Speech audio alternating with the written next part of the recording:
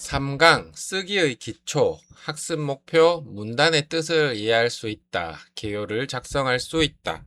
글을 자연스럽게 다듬을 수 있다. 문단 쓰기. 문단이란 하나의 중심 내용을 담은 문장의 묶음입니다. 보통 한 문단에서는 한 가지 내용만 설명합니다. 예시. 저는 독서를 좋아합니다. 책을 읽으면 새로운 지식을 얻을 수 있습니다. 또한 다양한 생각을 할 수 있어서 즐겁습니다. 모두 독서를 좋아하는 이유를 말하고 있으므로 하나의 문단입니다. 좋은 문단의 조건 1. 중심 내용이 하나이다. 2. 문장이 자연스럽게 이어진다. 3. 내용을 쉽게 이해할 수 있다. 잘못된 예. 저는 축구를 좋아합니다. 오늘 점심은 김치찌개였습니다. 우리 학교는 운동장이 넓습니다. 내용이 서로 연결되지 않아 잘못된 예입니다. 바른 예. 저는 축구를 좋아합니다. 친구들과 함께 운동장을 뛰어다니는 것이 재밌습니다. 그래서 쉬는 시간마다 축구를 합니다. 하나의 주제로 연결됩니다. 개요 작성.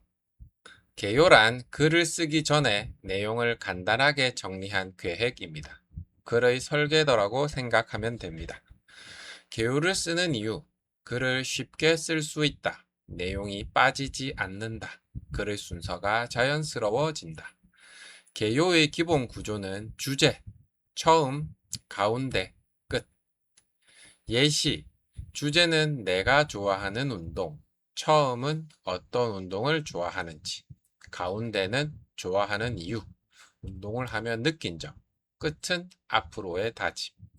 이렇게 개요를 작성하면 글쓰기가 훨씬 쉬워집니다. 글 다듬기. 글을 처음 쓰면 틀리거나 어색한 부분이 있을 수 있습니다. 이것을 고치는 과정을 글 다듬기라고 합니다. 글을 다듬는 방법. 첫 번째, 맞춤법 확인.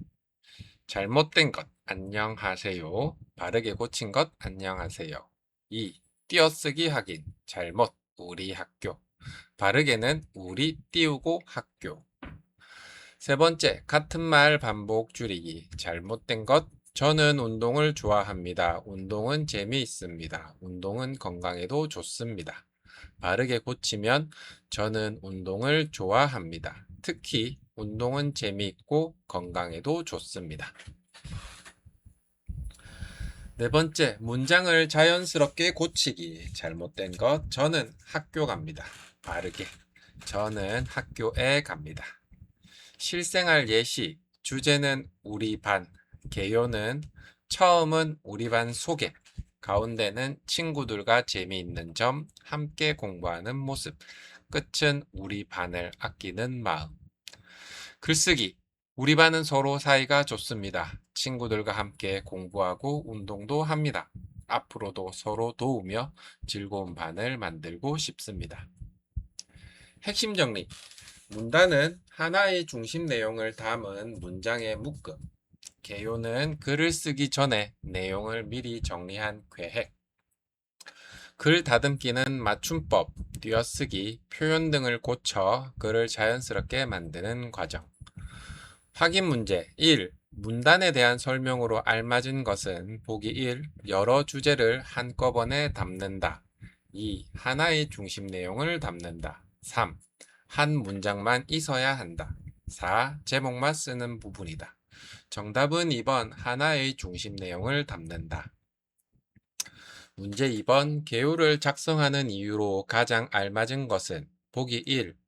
글을 더 어렵게 만들기 위해 2. 글의 내용을 미리 계획하기 위해 3. 글자를 많이 쓰기 위해 4. 맞춤법만 확인하기 위해 정답은 2번 글의 내용을 미리 계획하기 위해 문제 3번 다음 중 글 다듬기의 예로 알맞은 것은 보기 1. 글의 제목을 지운다 2. 맞춤법과 띄어쓰기를 고친다 3. 문장을 모두 짧게 만든다 4. 글의 내용을 모두 바꾼다. 정답은 2번.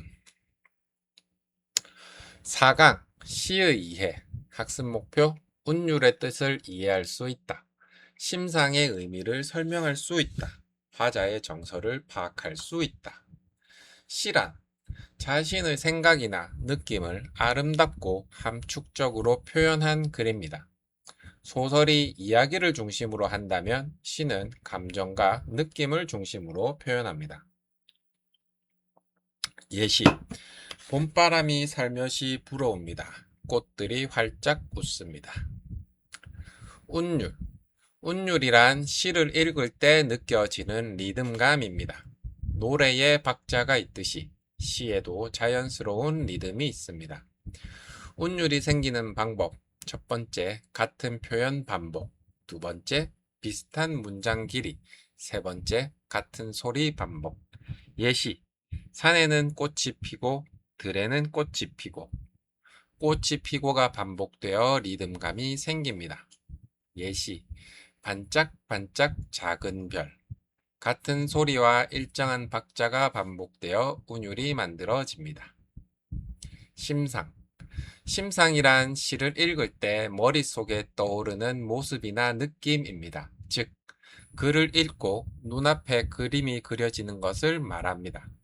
심상의 종류 첫 번째, 시각적 심상 눈으로 보는 것처럼 느껴짐.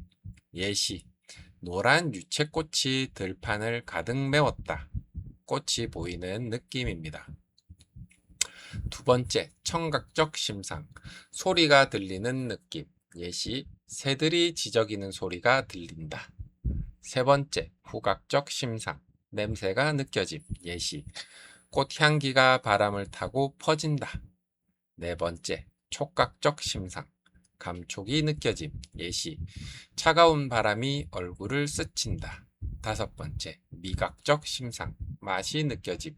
예시, 달콤한 사과를 한 입 베어 문다. 화자의 정서. 화자란 시 속에서 말하는 사람입니다. 시인을 그대로 말하는 것이 아니라 시 속에서 말을 하는 인물을 뜻합니다. 정서란 화자의 마음이나 감정입니다. 자주 나오는 정서. 기쁨, 슬픔, 외로움, 그리움, 사랑, 희망, 감사, 설렘. 예시, 보고 싶은 고향 하늘. 화자의 정서는 그리움입니다. 새 봄이 찾아와 마음이 즐겁다. 화자의 정서는 기쁨입니다. 혼자 길을 걸으니 마음이 쓸쓸하다. 화자의 정서는 외로움입니다.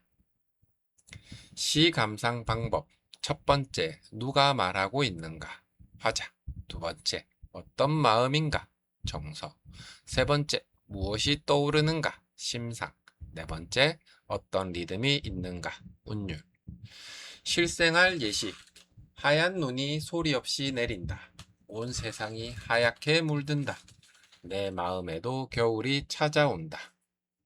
운율은 비슷한 문장 길이로 리듬감이 있다. 심상은 하얀 눈이 내리는 모습이 떠오른다. 화자의 정서는 쓸쓸함 또는 외로움이다. 핵심 정리.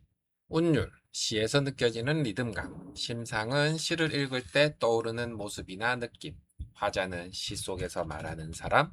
정서는 화자의 마음이나 감정. 확인 문제 1번. 운율에 대한 설명으로 알맞은 것은 보기 1.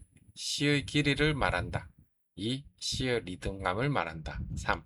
시의 제목을 말한다. 4. 시인의 이름을 말한다. 정답은 2번. 시의 리듬감을 말한다. 문제 2번. 노란 해바라기가 활짝 피었다 에서 느껴지는 심상은 보기 1. 청각적 심상. 2. 후각적 심상. 3. 시각적 심상. 4. 미각적 심상. 정답은 3번. 시각적 심상. 문제 3. 다음 시의 화자의 정서로 가장 알맞은 것은 보고 싶은 친구가 생각난다. 보기 1. 분노. 2. 기쁨. 3. 그리움. 4. 놀람. 정답은 3번. 그리움.